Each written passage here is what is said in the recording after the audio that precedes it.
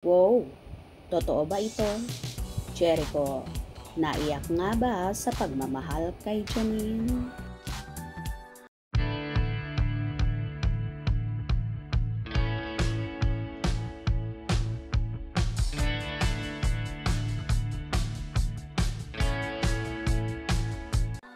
Sa nagdaang guesting nga ng Lavender Fields, ang mga pamilya stars na sina Janine Gutierrez at Jericho Rosales. Ganon din ang kapamilya actress na si Julina Magdangal sa Naga City para sa Peña Francia Festival.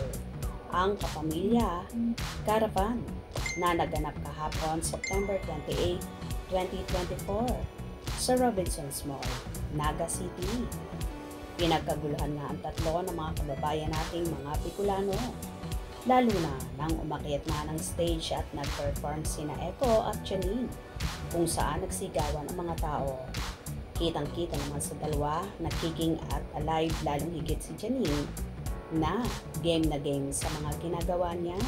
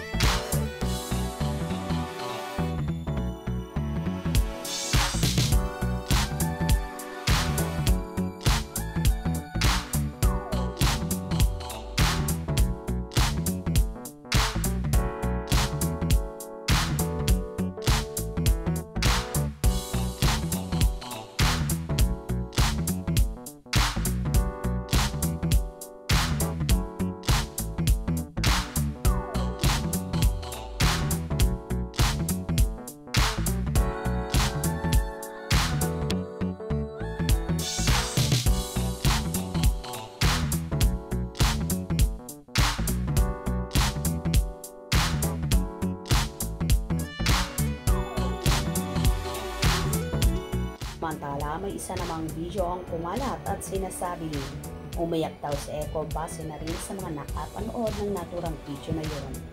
Kitang-kita kasi ang pagyakap ng aktor kay Nini na tila ba umiiyak ng kasimple.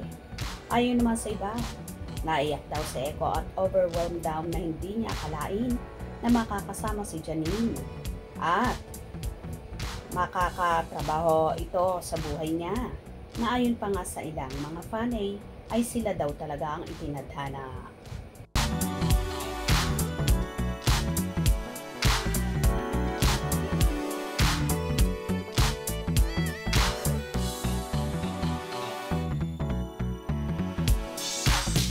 Hiling naman ng marami na kung sakali nga daw na magkakaroon ng relasyon ang Echo Ning, ay maging pang forever na raw sila at hiling din nila na sana daw ay talagang seryoso si Jericho sa dalaga at wag na wag itong sasaktan at paiiyakin ng actress na gusto na rin nilang magkaroon ng sariling pamilya dahil nasa tamang edad na rin. Ang mga magulang nito na sina Lotlot ni Leon at Ramon Christopher ay etat na rin na magkaroon ng apo, lalong higit nga kay Nini dahil siya ang panganay sa apat na magkakapatid.